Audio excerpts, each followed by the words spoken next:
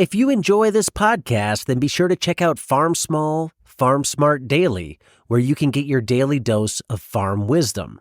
Tune in every day to learn the latest tips, tricks, and stories from the world of farming. Whether you're a seasoned farmer or just getting started, our podcast has something for everyone. Join us as we explore topics like farm business, crop planning, soil management, and tools and technology. Start your day off right with Farm Small, Farm Smart Daily, available on all major podcast platforms. Don't miss out. Subscribe today. Thinking, okay, I'm a grower, I'm a farmer listening to this. I want to add EM to my soil, but I also have all this local microbes in my soil, whether I'm in California, New York, Kansas, or Florida. What is EM going to do to what I have locally? Yeah, I think of it as a stimulant. It's going to stimulate the beneficials in that system. And those beneficials, that biology in the system, when it gets stimulated, it's going to produce more good stuff that the plants need, including plant hormones, chelated minerals, plant available nutrients. It's also going to be pushing out those undesirable microbes, which they're undesirable because their metabolites, what they excrete, are oxidative or toxic to plant cells. And that's why they're pathogens, or that's why they're undesirable, is because what they produce hurts the plants. Whereas beneficials, the way I define it, beneficial excretes building blocks of healthy cells in plants or animals. So vitamins, antioxidants, organic acids, healthy building blocks for cells.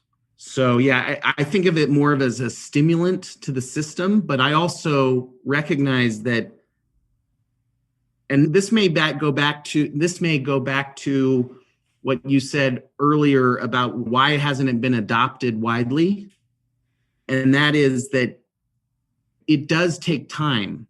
And it takes a consistent approach. Whereas our mentality is like, we apply the chemical and we see the result within days or weeks.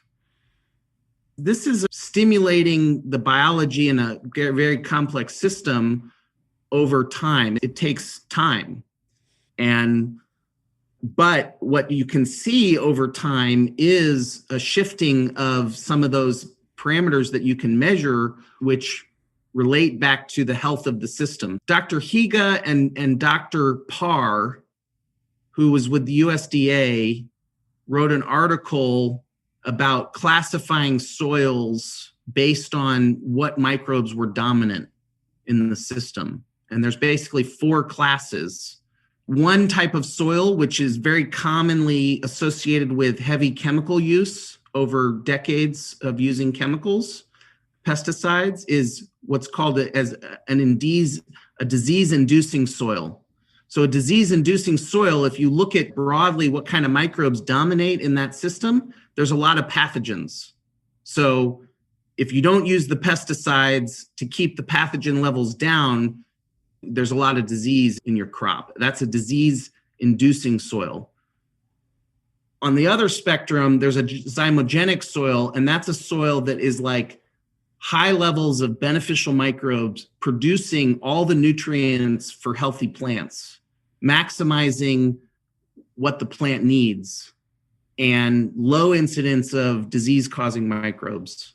So there's 2 classes in the middle, but what you can do is you can move a soil to that zymogenic state, and that's what you want to be at, because in the zymogenic state, you need less fertilizer and less pesticides, and you get healthier and more productive plants. Hello, growers. Protect your crops from harmful insects with Modern Growers Insectanet. This top-tier insect netting made by Modern Grower shields your plants from pests and harsh weather, boosting your yields without harmful sprays. Insectanet's unique design allows 90% of the light to pass through and is easy to use with low tunnel systems like our Quick Hoops. It's soft, elastic, and durable, perfect for field use to help ensure that your crops thrive. Say goodbye to pest damage and hello to healthier, market-ready produce. Invest in Insectinet and see the difference it makes. Get Insectinet at shop.moderngrower.co or using the link below.